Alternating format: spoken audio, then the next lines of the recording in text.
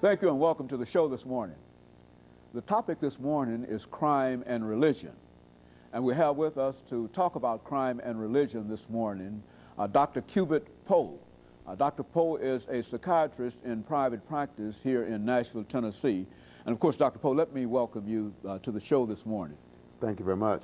And to talk about, Dr. Poe, what I consider to be a very, very important topic, and that is crime and religion. And I'm sure that you're going to bring to us this morning quite a bit of information about the relationship between crime and religion. But before we get into that, Dr. Poe, let us have you to give us some information about your background, your education, and some of the things that were important in terms of eventually bringing you to the study that you're going to talk about and some of the other things in your life. Let's do that, and then we'll get into a topic of the inmate study that you and others did.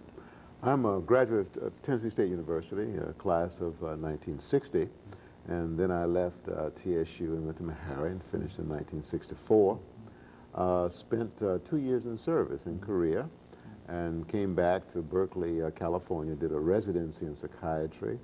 I was in private practice in California for about 9 years, and then about 1977, 76 actually, we returned to Nashville and was called to preach the gospel in 1977. And so since that time I've been in private practice, but practice of Christian psychiatry.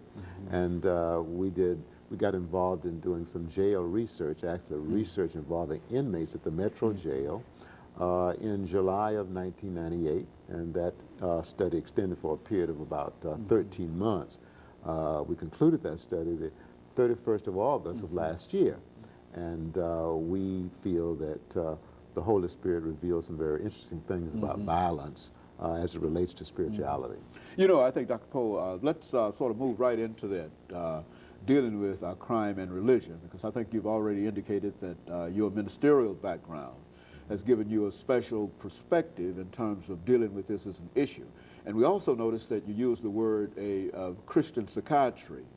Explain what you mean by all of that, and then get into how this inmate study came about and that relationship between all of that.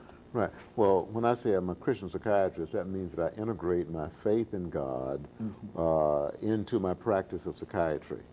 Now, in terms of the research at the Metro Jail, I feel that it was inspiration from the Holy Spirit that we became curious as to what we would find in terms of the deeper understanding of violence if we were to include, in addition to the traditional evaluations such as sociological evaluation, psychological evaluation, psychiatric evaluation, if we were to include in those traditional perspectives a spiritual perspective or a spiritual assessment.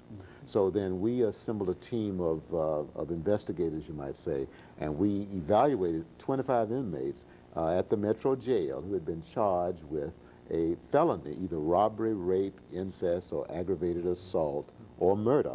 And we evaluated them from these various perspectives, but we included a spiritual, and our assumption was on the front end that we would come up with a better understanding of why some people choose violence as a lifestyle. And of course that spiritual perspective is sort of introducing a new concept and a new way of doing things in the area that you're involved in, is it not?